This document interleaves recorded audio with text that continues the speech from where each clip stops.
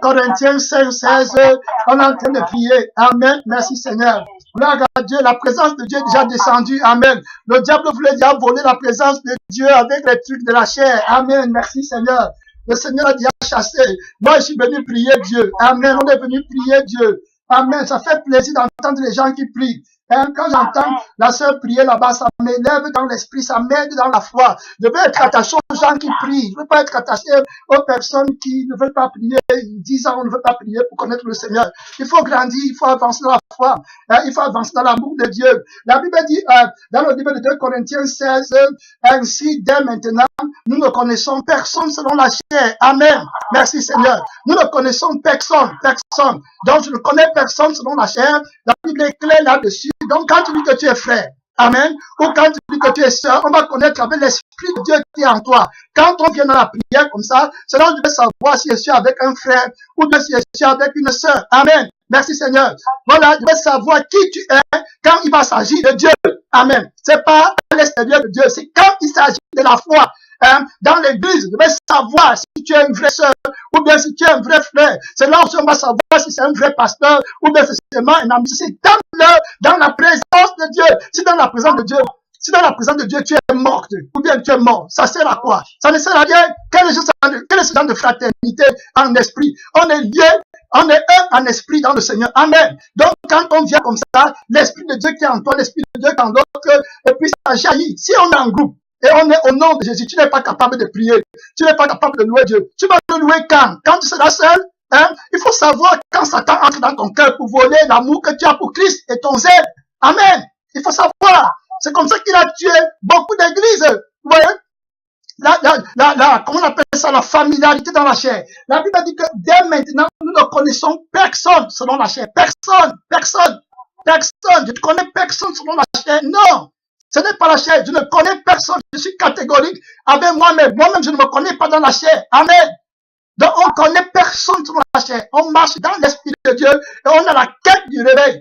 Donc, la raison pour laquelle on est les uns pour les autres ensemble, c'est pour nous aider à aller au ciel. Amen. Pendant que je t'aide, hein, et toi aussi tu m'aides spirituellement. Amen. C'est pas que tu viens pour m'amener en arrière. Amen. C'est pas que tu viens pour attacher les autres spirituellement. Non. Tu apportes ta part de contrition dans l'église. Dans l'église de Christ, dans le corps de Christ, tu utilises les armes offensives et défensives que Jésus t'a données pour aider ton frère à aller à Canaan. Amen. On est en guerre. Voilà, contre les forces ténèbres. C'est pour ça que je suis catégorique envers les femmes et puis les sœurs et les frères qui sont dans les maquillages et les pantalons parce qu'elles sont ennemies. C'est-à-dire qu'elles représentent une arme puissante entre les mains du diable pour combattre l'église de Jésus, pour combattre le feu de l'esprit, la consécration intérieure et extérieure, pour combattre l'ouverture des yeux que le Seigneur nous donne, la vue spirituelle que Dieu nous donne pour qu'on voit Jésus-Christ assis sur le trône de sa gloire. Les sœurs là et les choses là, ils font que le voile revienne encore. Alors que Jésus a ôté le voile en souffrant atrocement à la croix Golgotha. Donc quand tu viens à la prière, il faut que tu prennes tes armes. Amen. Pour prier, pour combattre. C'est pas que tu es vaincu dans la présence de Dieu. Après, si le pasteur ne fait pas attention, l'esprit là commence à glisser. Tu vois comment ça part. Personne ne résiste là. Donc, à la prière, c'est le genre de, on prie, tu vois, quand on est en train de prier, d'autres te regardent. Non, ce n'est pas l'attitude là. L'attitude de prière, c'est que quand tu viens, tu as soif de Dieu pour entrer dans la présence de Dieu. Ce qui veut dire que tu es venu à l'église. Ou bien tu es venu à la prière. Venir à la prière, c'est pas que tu as amené ton corps. Venir à la prière, c'est que tu as amené ton cœur à la présence de Dieu. Donc maintenant, tu pries avec le cœur, Dieu regarde et il te répond. Et tu sors de sa présence avec la substance nécessaire pour revenir demain. Amen. La Bible dit qu'une ondée en appelle une autre. Hein? Voilà. Donc, celui qui a eu l'amour de Dieu aura encore soif de l'amour de Dieu. Alors, comment se fait-il que toi, tu n'as pas soif de l'amour de Dieu, tu n'as soif de rien? Ça veut dire que tu es morte. Et puis, il faut pas que, ou bien tu es mort. Il faut pas que ta mort se communique au restant de tout le monde, au reste de ceux qui viennent prier. La prière, je t'ai dit que l'attitude dans la prière, c'est quelque chose de très sérieux devant Dieu. Amen. Voilà. Donc, quand tu entres dans la prière, tu prends tes armes efficaces.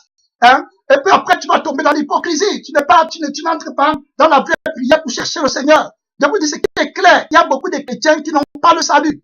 Je vous dis la vérité. Et ça se montre des endroits comme ça là. C'est pour ça que vous voyez beaucoup de chrétiens dans les églises. Il y a un refroidissement incroyable. Ici, les alliances dans la chair. Je ne veux signer les alliances avec aucun frère ou aucune sœur dans la chair. Amen. Aucune sœur. On ne connaît personne selon la chair. Je te connais dans la parole de Dieu.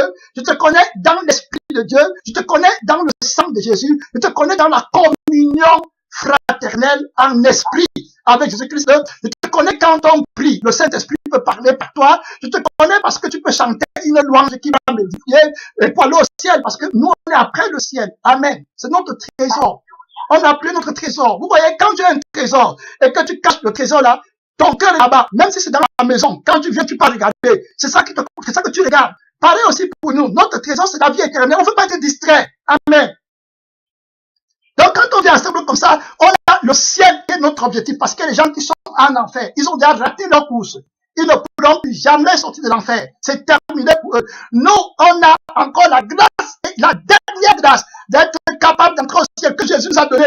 On ne veut pas s'amuser avec cette grâce-là.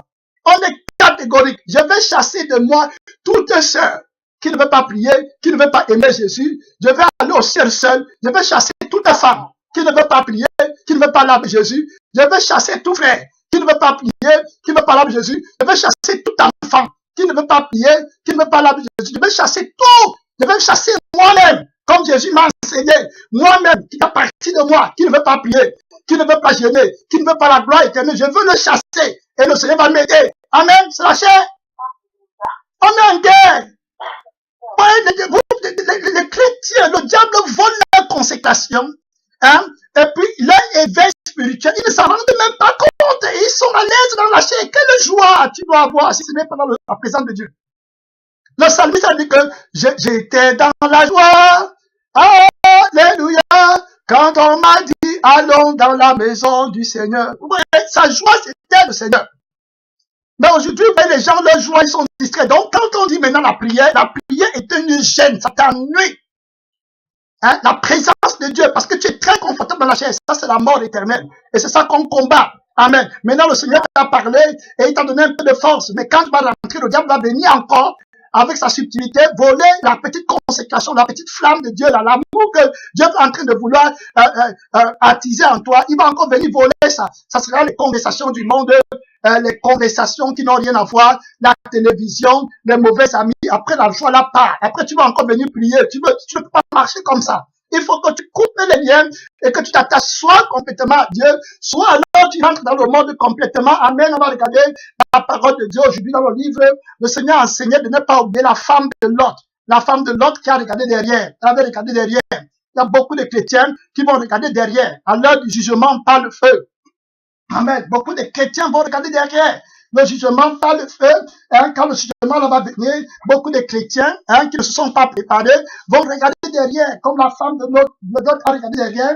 Le Seigneur nous a avisé, on va lire l'histoire de Lot, et puis on va lire la femme dont Jésus a parlé dans le livre de Luc 17.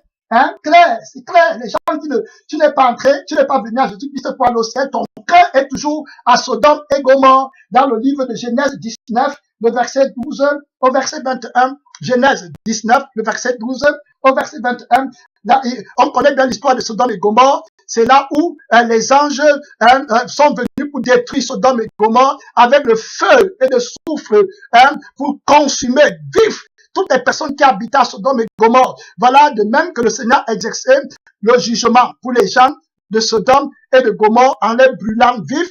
Il a dit qu'il y a notre jugement plus grave encore qui arrive et qui va être le feu éternel. Et c'est ça qu'on ne veut pas. Amen. Tu as un défi, tu as un problème. Hein? Quels sont les gens, les chrétiens là qui, quand on parle de Jésus, Jésus est un papier. On dit qu'il y a l'enfer, c'est un papier. Mais ils mettent toujours sur la table les faux problèmes. Il y a les vrais problèmes, c'est l'enfer. Et tous les jours, tu peux rentrer, tu peux aller en enfer. C'est ça que tu dois avoir en vue. Voilà un vrai problème. Quel est le problème que les gens veulent toujours amener à la table et après, quand le problème là semble réglé, une fausse joie vient. Ce n'est pas la joie là.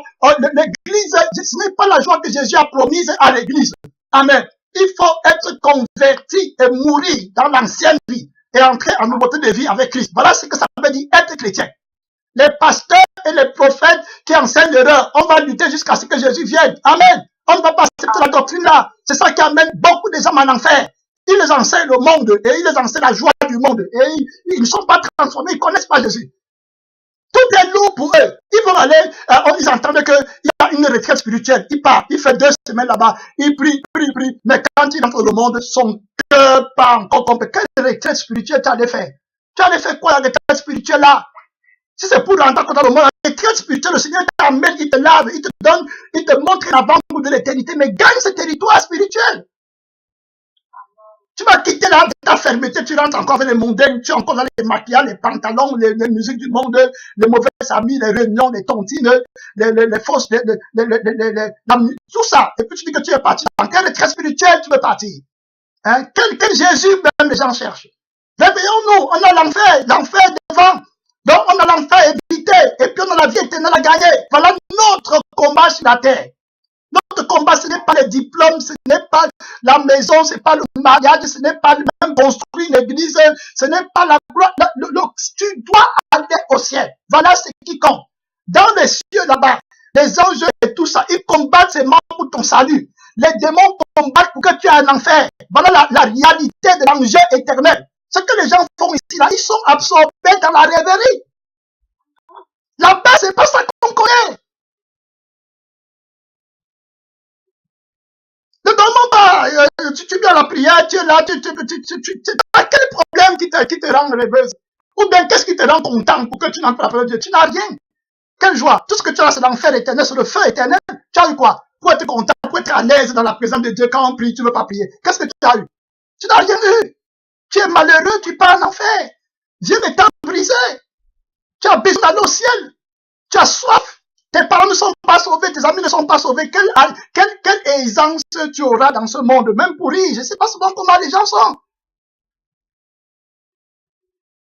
Les gens partent en enfer, Jésus pleure, toi tu es en train de venir dans sa présence de 1h30 minutes, donc on n'a même pas prié 5 minutes.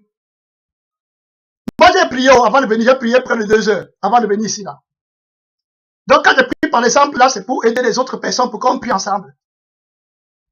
Comment tu vas prier même 30 minutes avant la prière? Tu vas faire donc comment pour prier 30 minutes? Tu ne peux même pas prier 5 minutes ici.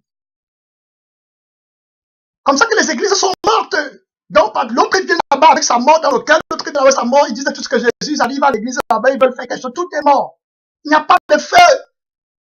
Il n'y a pas de flamme. Le diable les a déjà tués, il n'y a pas de soif de Jésus. Tout est dans la chair. Comment ils vont vaincre?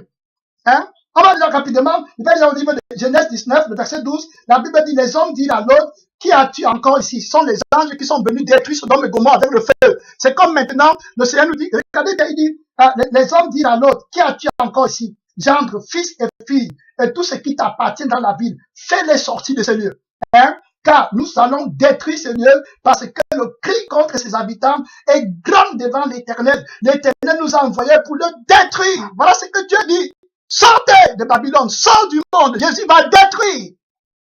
Il va détruire la terre avec tout ce qu'il enferme dans le feu. La Bible dit que la terre est gardée pour le feu. Quand tu veux construire la maison, tout ça, Jésus dit sors.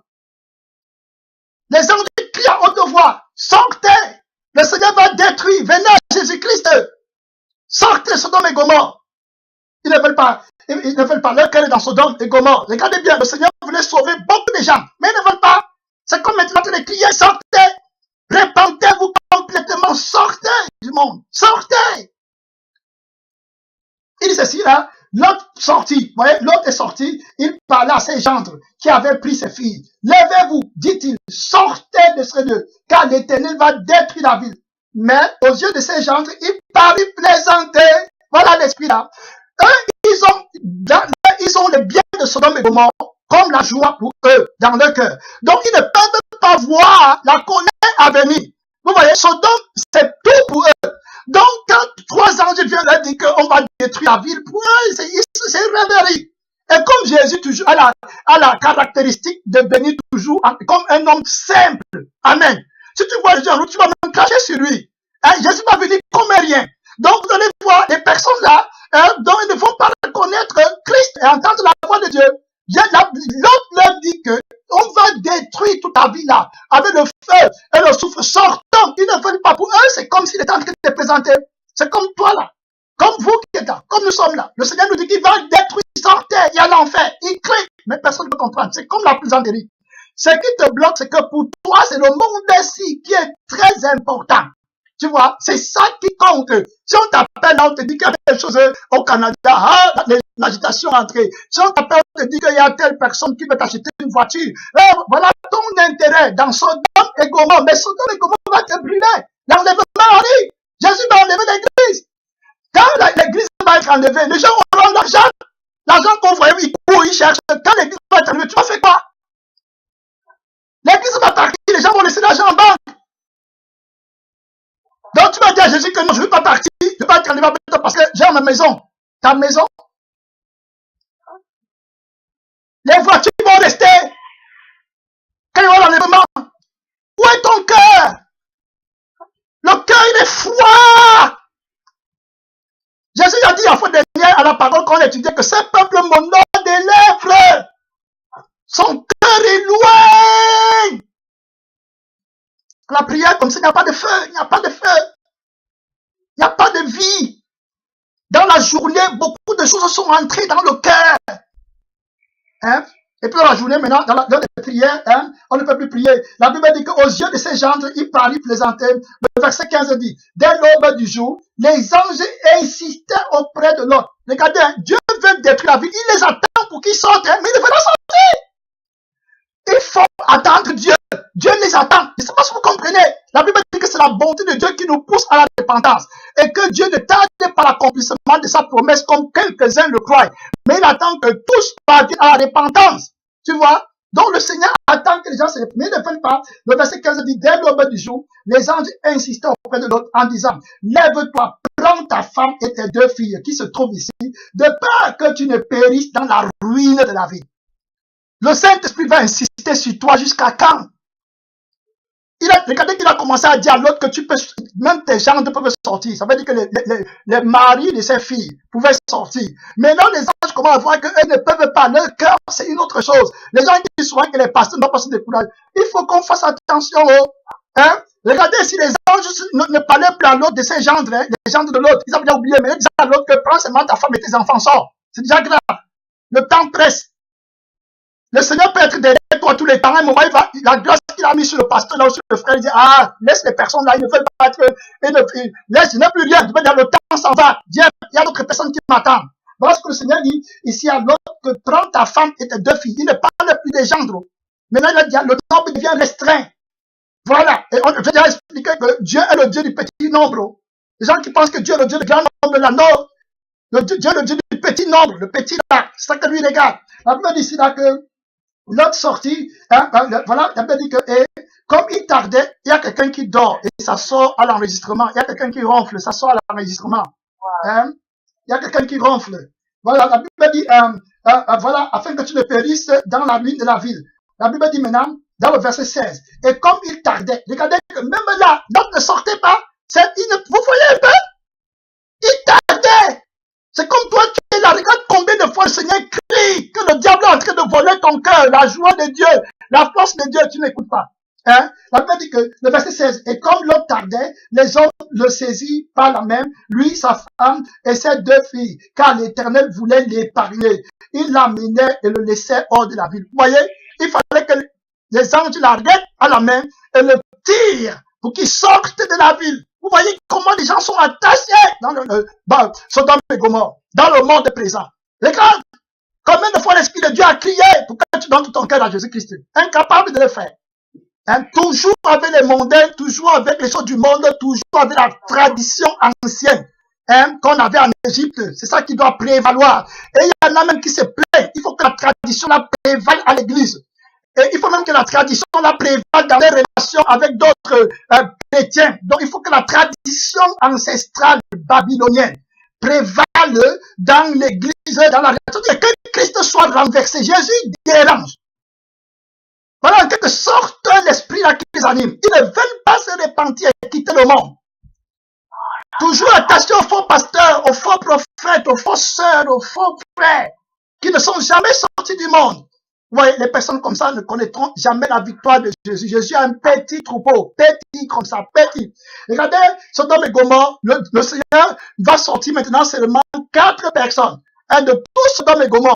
Regardez, 4 personnes, et même les 4, vous allez voir que l'autre va retourner. Regardez derrière. Je parle ici là de l'attitude et de la consécration et de la détermination des personnes qui veulent aller au ciel. Quelqu'un qui va aller au ciel, le matin c'est le ciel, à midi c'est le ciel, le soir c'est le ciel, la nuit c'est le ciel, il se lève le matin, il pense au ciel. Vous parlez de quoi? Les églises où vous partez là, c'est vous-même qui connaissez. Les églises où les gens partent là, on les plonge dans le sommeil, ils se rencontrent une fois, 2 fois par semaine et puis font une récitation, ils rentrent là, vivent la vie du monde. C'est vous-même qui connaissez les églises là-haut. Je n'ai jamais envoyé quelqu'un dans une église des trucs comme ça. Jamais recommandé. Il faut voir le feu de l'Esprit de Dieu. Hein? La soif d'être avec Jésus-Christ. Voilà. On peut ici là que le verset 17 dit, après avoir fait sortir, regardez bien, ils les ont fait sortir de la ville. Maintenant, le verset 17, la Bible dit que, après les avoir fait sortir, l'un d'eux dit, sauve-toi. Il y a vraiment quelqu'un qui ronfle. Est-ce qu'on peut vraiment, ouais, Seigneur Jésus-Christ, miséricordieux.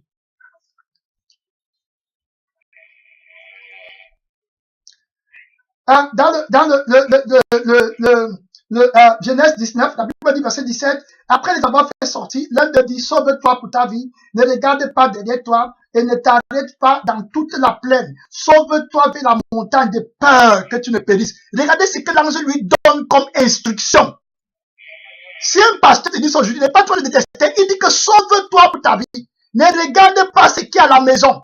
Ne regarde pas les choses de la terre. Ne regarde pas les diplômes. Ne regarde pas les maris. Ne regarde pas les enfants. Ne regarde pas ta femme. Ne regarde pas tes filles. Il est question de vie ou de mort. Ne regarde rien de ce que tu possèdes. Voilà ce qui va te faire entrer dans la vie éternelle. C'est ce que l'autre avait, la détermination là. Si tu regardes les choses dans le diable va entrer dans ton cœur, il va te refroidir. Tu comprends? Il va te refroidir.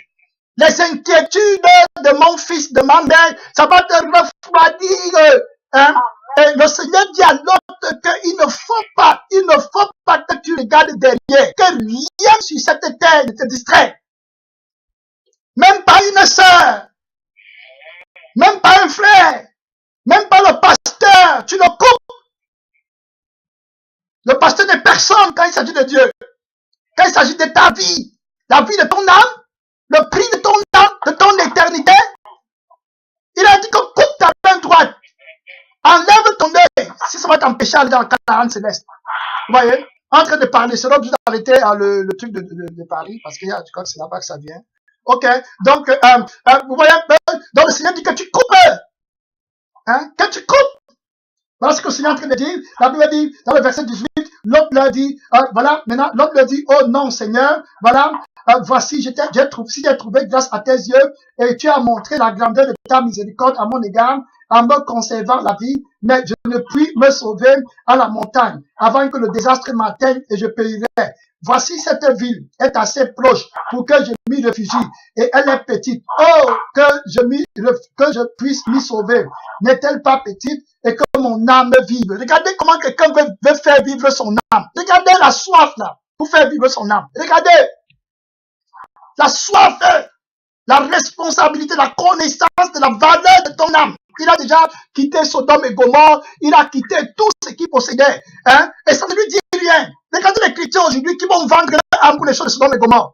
Un chrétien, que tu es chrétien, tu t'attristes pour les choses du monde, tu es distrait, il vole ta consécration, ta victoire, le zèle de l'Esprit de Dieu n'est plus en toi, à cause de Sodome et Gomorrhe, et tu t'attaches et tu te complètes dans la situation là.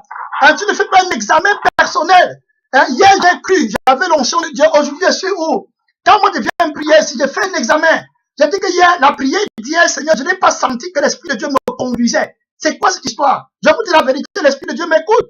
Quand j'ai fini la prière, j'écoute mon message, je dis Seigneur, quand j'ai prêché le message, je ne sentais plus la soif de Jésus. Je n'ai plus senti ta main, Esprit de Dieu, Esprit de mon Père. Je n'ai pas senti comment tu me conduis. C'est quoi? Est-ce qu'il y a quelque chose qui est entré dans mon cœur? Est-ce que je suis en train de rétrograder dans l'amour que j'ai pour Christ? J'entre dans la prière, j'ajoute mes heures de prière, je déconnecte tous les liens. C'est comme ça que tu vas vivre. Fais un examen personnel. Ton âme n'a pas de prix. Tu pars à Canaan. Qu'est-ce qui compte pour toi, Sodome et Gomorrhe? La fille, regardez bien, la Bible dit que, et ici, c'est qui m'a appelé le verset 17, il dit que sauve-toi pour ta vie, ne regarde pas derrière toi. C'est que Jésus t'a appelé, tu regardes derrière.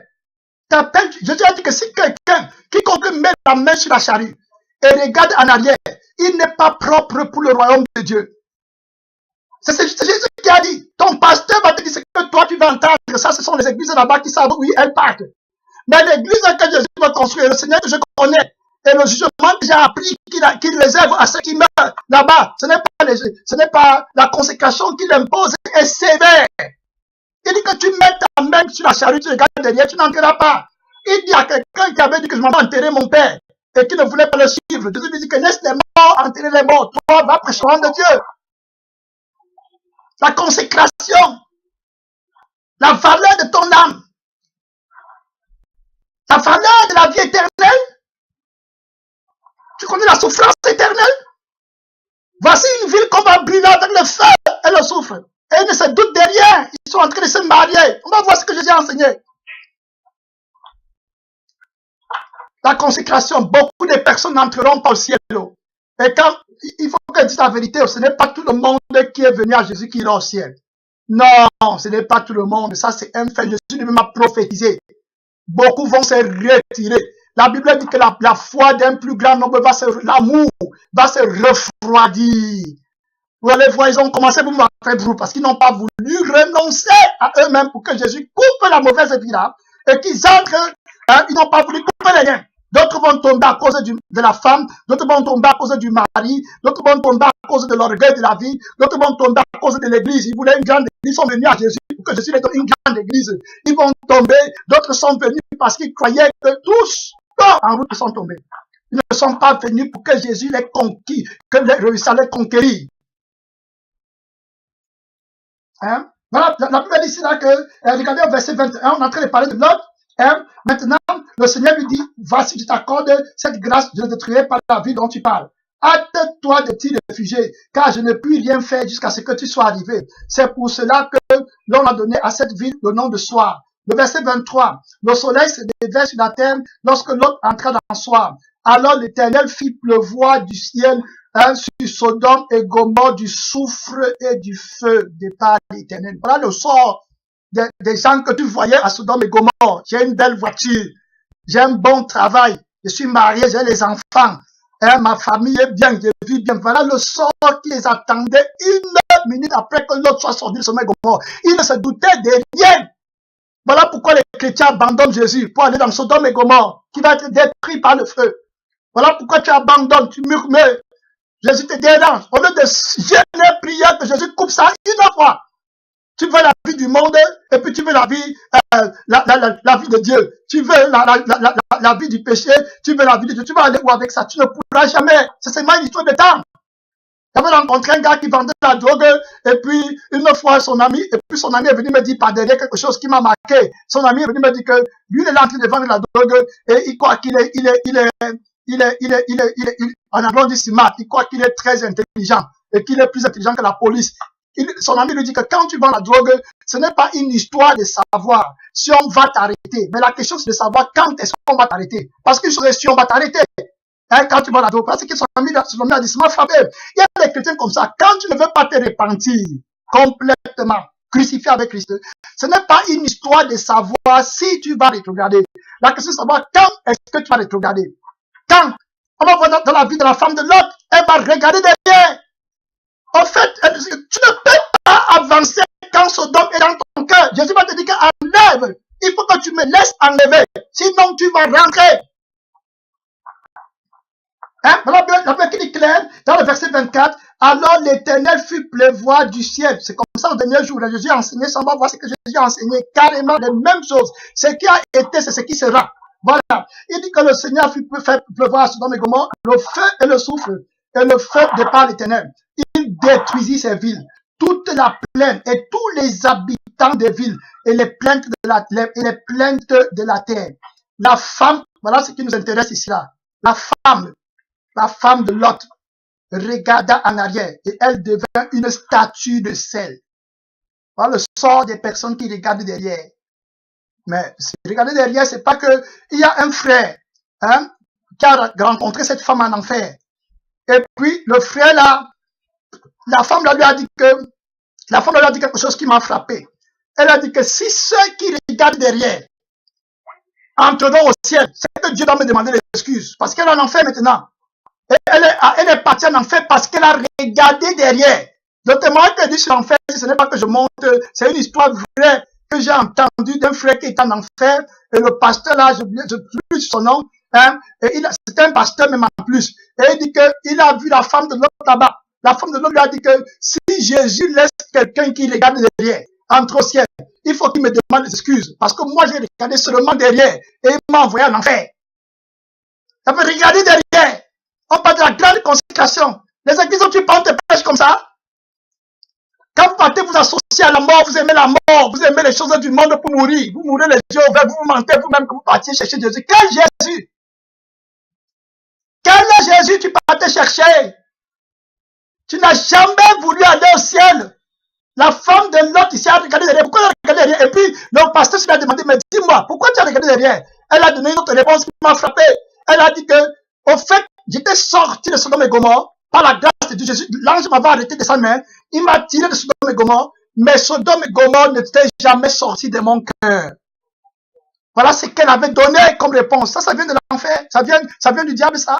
Les gens qui disent que les témoins ne viennent pas de Dieu. Et c'est vrai, la plupart des chrétiens aujourd'hui, ils disent qu'ils sont sortis du monde, mais Sodome et Gomorrhe, ils sont à l'église. Mais le monde est encore dans leur cœur. Ils n'ont jamais voulu que Jésus enlève. C'est impossible. Ils sont prêts à maudire Jésus, mais quoi? Ils ne veulent pas. Jésus-Christ va les livrer. Ils vont devenir des montagnes de sel. Regardez derrière. Voilà ce qui arrive à ceux qui regardent derrière. Et beaucoup de chrétiens sont déjà morts. Les pasteurs, tous ont déjà regardé derrière. Ils sont des montagnes de sel dans l'église de Jésus. Ils sont figés, ils ne bougent pas. Ils ne peuvent pas avancer dans la consécration. Le Saint-Esprit ne peut pas les utiliser. Ils sont là, fades, assis là, en train de perdre les candidats de l'enfer. Des gens qui sont dans les maquillages et les pantalons. Voilà, qui choisissent les pasteurs Aaron pour se mentir que je voulais aller au ciel. Tu n'as jamais voulu aller au ciel.